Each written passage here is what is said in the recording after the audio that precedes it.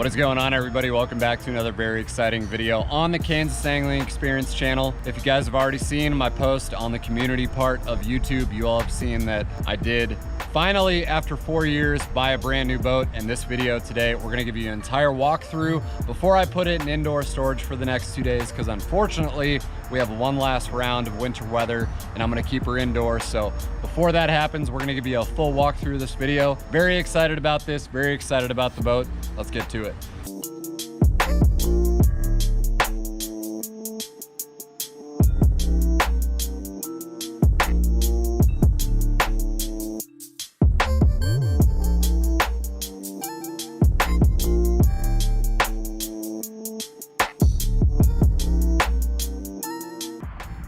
Man, I had this all in my head last night. Now it's all going away.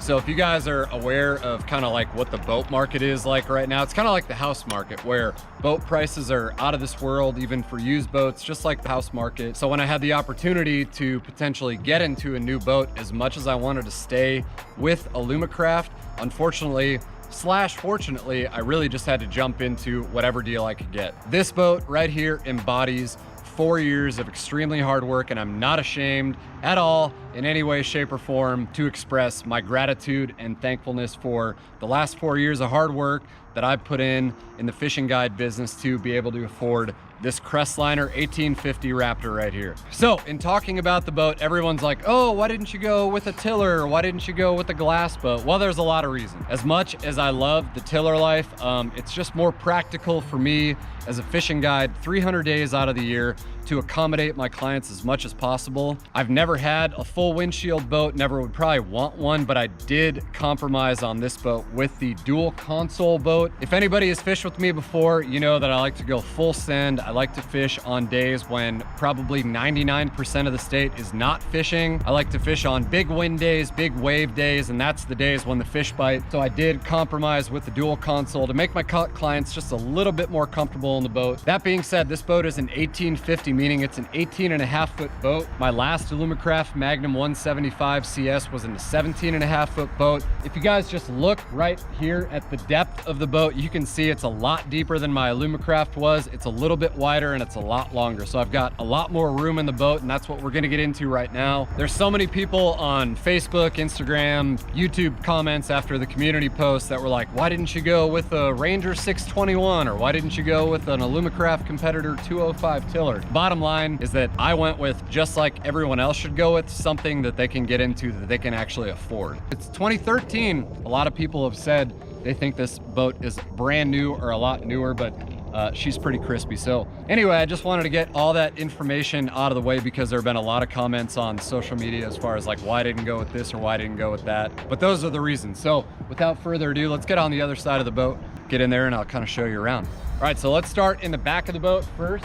So on my Alumacraft 175 Magnum CS that I had, I was running a 115 Yamaha, and I think that's the funniest thing is that everyone's like, oh my God, you don't have a Yamaha or you don't have an Alumacraft. Well, I'm not really like super brand specific because nobody's paying me to be in a boat. But on this boat, we've got a Mercury 4-stroke 150 XL with a matching 9.9 Pro kicker. These engines right here are linked. It's got separate controls for the kicker at the console, which we'll go over. But this 150 4-stroke XL, it's a 2013, by the way, also has less than 300 hours on it, I think. But that thing, honestly, at idle is almost just as quiet as my Yamaha, but at wide open throttle is by far and wide way quieter than my Yamaha. But again, I have no affinity to one engine versus the other. I really don't like Evinrude's, but between Mercury, Yamaha, Suzuki, can't go wrong with any of them. But again, like I said, nobody's paying me to be brand specific, so I don't really necessarily have to. It's just what I can either get at the time or what I prefer. This is not, I'm not a first time Mercury owner or anything, so it's no surprise, but these are gonna be sweet. All the controls, again, are right at the helm. So I'll come around the back here. This is actually my first bunk trailer too. I think I only had one bunk trailer at the beginning of my fishing career, so to speak. Roller trailers have always been the deal, but this one is a bunk, so it's gonna take some getting used to, but I'm pretty well dialed in at this point. This trailer by itself has nicer wheels than I've ever had on any vehicle or trailer that I've ever had, so that's kind of a bonus. But I gotta say, the best part, if we come around back this way, is probably this feature right here. The easy step system on the bunk trailer, by far the coolest feature on this whole thing. This is actually something that when I first saw the boat, which by the way, big shout out to my dad. My dad and I both send each other back and forth boats on Facebook on the walleye boats for sale and different various boat for sale groups. I'd been watching super close and actually missed out on two other, one Alumacraft and one Crestliner. I was just like a day too late and they were already pending sale. And that's just kind of the boat market right now. You got to be ready to pounce. But after I missed out on the other Crestliner, it was an 1850 Fishhawk. I missed out on that one. My dad sent me this one. He's like, have you seen this? It was in Iowa, 6 hours away. Right away, I called the guy and I'm like, I have to put a deposit down on this boat right away. But anyway, all that is to say, as soon as I saw the very first picture, I'm like, I've got to get rid of these goofy trailer steps. And everyone I talked to in the first hour were like, you're not going to want to get rid of those. And now I'm glad that I didn't. So just step right on up into the boat here. Because hey, let's be real, I'm not getting any younger and neither are my customers, so it's really nice to be able to step right on up. Grant, come on. So yeah, here we are. We are inside the Crestliner 1850 Raptor. So I guess since we're in the front of the boat, we'll start in the front. And let me just say too, this video that I'm making right now has taken a couple days because I picked this boat up on, when was it? Like last Wednesday or Thursday? When was it? Wednesday. Yeah, it was Wednesday. I picked it up, literally finished a guide trip. I was at home with Danny and I was sitting on the couch together and we were like, I should probably just leave and go get this boat now. It was a 6-hour drive up just like southeast of Lake Okoboji. And she was like, dude, Brian, you gotta go, just go. And I'm like, all right, cool, I'm going. So left at 2:30, didn't get to that Okoboji area until like 8:30, picked up the boat, drove all the way back, didn't get home until like 3:30 or 4 in the morning, had an hour of sleep to turn around and guide in the Alumacraft. And then thankfully / not thankfully, maybe it's like kind of a double-edged sword, the weather went to shit. And so that afforded me the opportunity to spend the next 2 or 3 days fully rigging this thing. So we've got this amazing storage unit here, courtesy of my buddy Grant here, to get both the Alumacraft and the Crestliner in and swap everything over. So this video right now, you guys are seeing everything is fully rigged, short of a few little odds and ends, but in the front of the boat, you guys can see, I've got my stowaway mount with my Garmin 106 Ultra in the front. So she's all good to go. Thankfully, this boat already came with a brand new Minn Kota Tarova, the same one that I had on the Alumacraft, so I did not have to switch the trolling motor over. 60-inch shaft, 24-volt system, 80-pound thrust. Here we've got the sea light pole. Obviously, everything worked out so perfect. On these Crestliners too, we've got the wide gunnel system, so I can mount that quick detach plate from the sea light pole right there. This boat already came pre-rigged with the cargo nets in the front, which is huge for me. I know you guys, so many people have commented on my videos in the past asking where I get those cargo nets from. Easy Google search, but this one came with those, thankfully. Recessed cleats on the boat, that's huge. I can't tell you how many rods I've broken on cleats in the past, so having the recessed cleats to bring up and down, that's huge. All right, so now we are in the cockpit of the boat. Again, dual console boat, double bubble system. I like full windshields, always just kind of, they just take up so much space in the boat. And I'm all about space in a boat. That's why obviously I'd love to be in a tiller, but giving my clients the best experience possible is not always the best in a tiller, especially on the days that we fish. Everyone's gonna get wet, so at least the passenger side console is going to afford some wind protection and wave protection also. But yeah, right away, first thing we notice here are the amazing captain's chairs. Not something that I would have ever paid extra for in a boat if I was buying brand new, but because this boat already had these in here, like for me, I'm not personally probably going to use the armrest here, so I always put these up when I'm driving, but for my customers in the passenger seat in the front, these things actually recline too. It's actually a little bit too comfortable. And even just the regular seats that this Crestliner comes with, got lumbar support, super nice. And then this boat also came with a butt seat that I can put up front too. I've got my Garmin 126 Ultra rigged up on a beefy ram mount here, and then I've got my 93 SV. This year, Garmin is sending me a 1243 XSV, which I'm gonna put in the front of the boat for live scope, and I'm gonna move the 106 back here, and I'm gonna move the 93 on a double stack mount from stowaway up in the front. So that's gonna be really sweet, along with the new live scope transducer. Really excited for that. But yeah, obviously we've got the tilting steering wheel here, and down here at the helm we've got the big motor, the 150 controls here, and then the 99 controls down here. And then this boat also comes with, I've got it tucked up underneath here because I've got to put it on Velcro and mount it to the carpet yet, but we've got the iTroll system. So when I'm pulling bottom bouncers or crankbaits in big wind, I can really dial that 9.9 speed down back there. And again, those motors back there are linked together.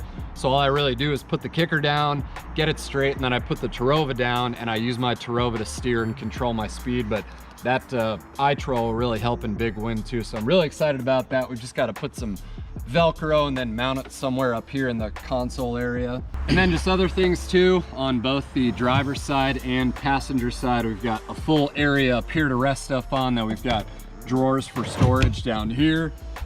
Same thing on the passenger side over here. Obviously got the main glove box. Keep the Terova remote, scale, just various things, bottle opener, FM transmitter for the Bluetooth. We've got a stereo here too. Another drawer right down here.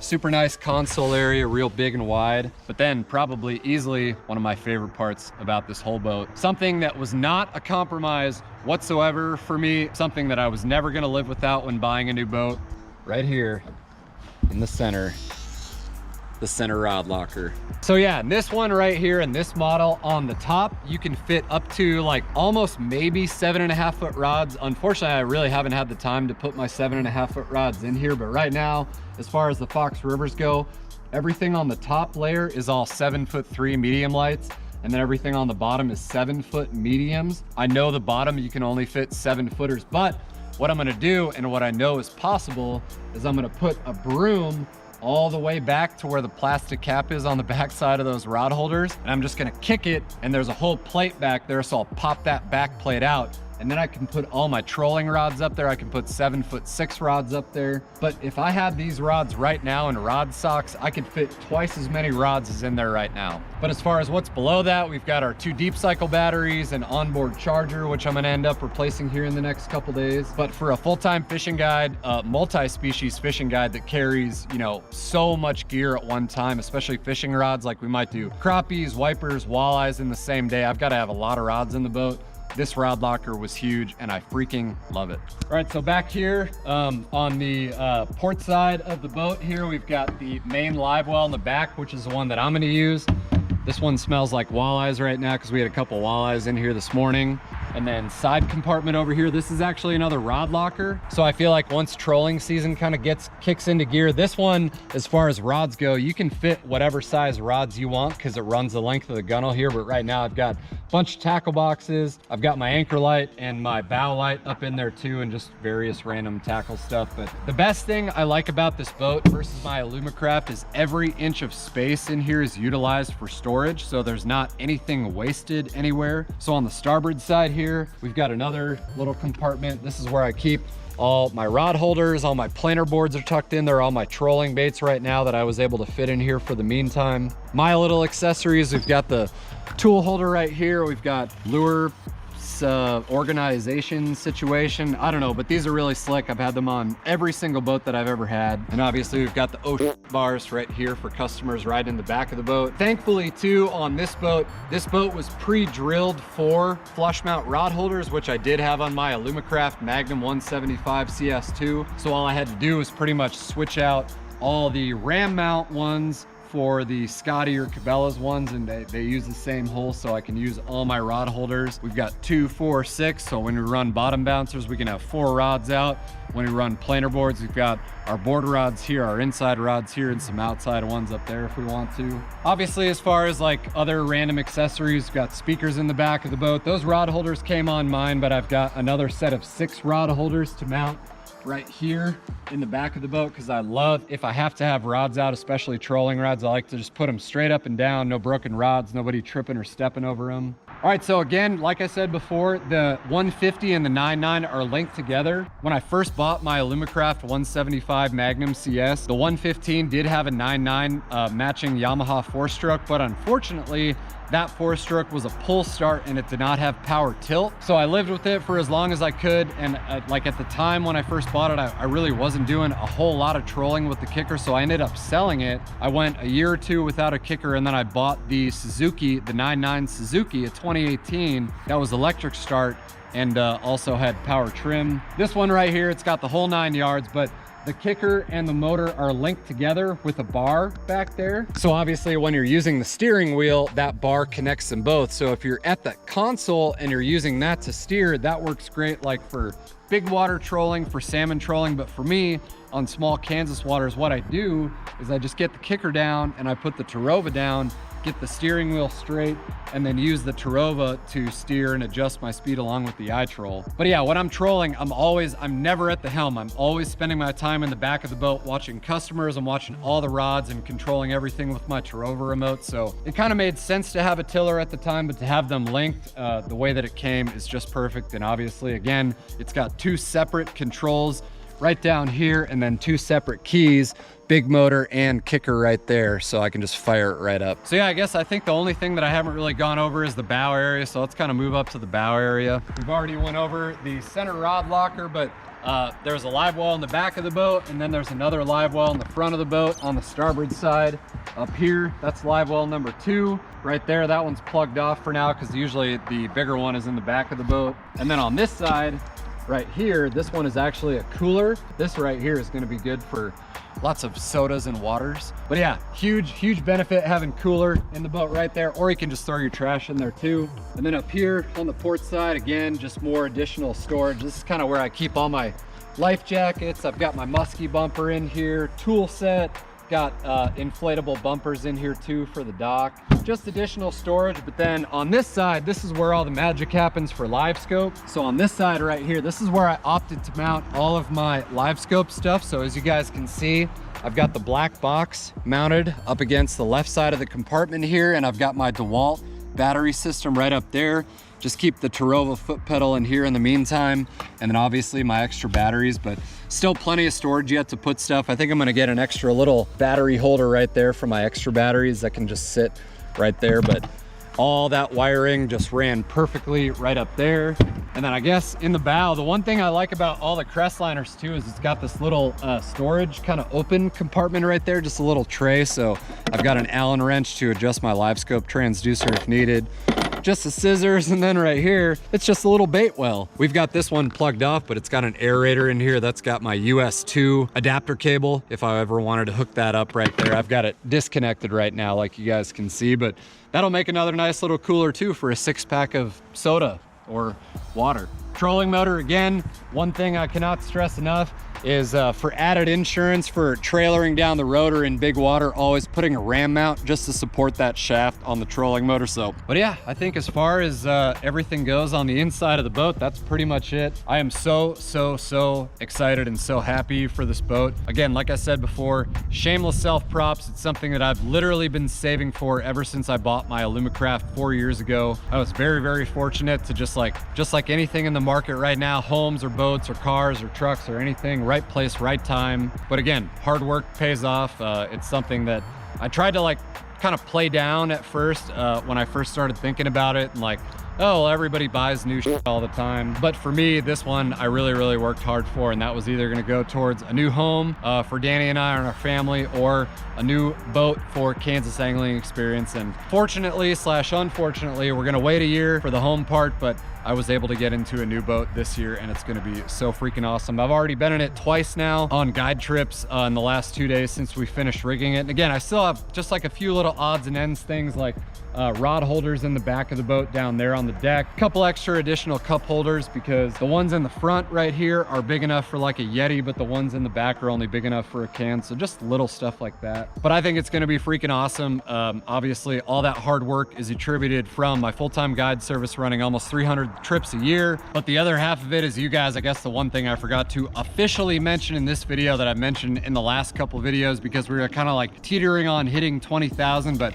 we did officially hit 20,000 and we're almost at 21,000. So I cannot thank you guys enough for liking these videos and subscribing, leaving comments down below, anything to keep the YouTube algorithm up. I'm not a full-time YouTuber by any means. I am a full-time fishing guide, but a lot of that extra income and due to the views and stuff is all because of you, so I can't thank you guys enough. But yeah, other than that, I mean, I think that's pretty much it for this. You guys are gonna see some videos hopefully coming up here soon. My schedule is absolutely insane here for the next couple weeks. My buddy and I leave for Green Bay for a walleye trip at the end of March here at the end of this month. And then from there, I'm booked pretty much solid all the way up until the first week of July. So I will obviously try and pump out as much content as I can, but very excited to get this thing out on the water. I really wanted to do an on the water walkthrough video today, but time just did not allow with my 2 guide trips that I had already today. Like I said at the beginning of the video, I think we're expecting our last winter storm, 8 to 12 inches of snow. And then next week in true Kansas style, it's supposed to be like in the mid 70s. So it's gonna be fun. I'm really looking forward to it. This is a huge new chapter. I'm sad to see the old Alumacraft go, but that boat is the reason why I am standing in this boat right now. And I cannot be more happy and more proud. Blah, blah, blah. That's all I have to say. Hope you guys enjoy the boat. I'm looking forward to showing you guys this thing on the water with some more live scope videos. We've got some exciting things to come. It's gonna be a great 2022. Thank you guys so much. Loyal subscribers, loyal customers. I appreciate your patronage as always. So thank you guys again. Thanks for watching this one. If you guys like it, please comment down below and like the video, subscribe. I will see you guys on the next video.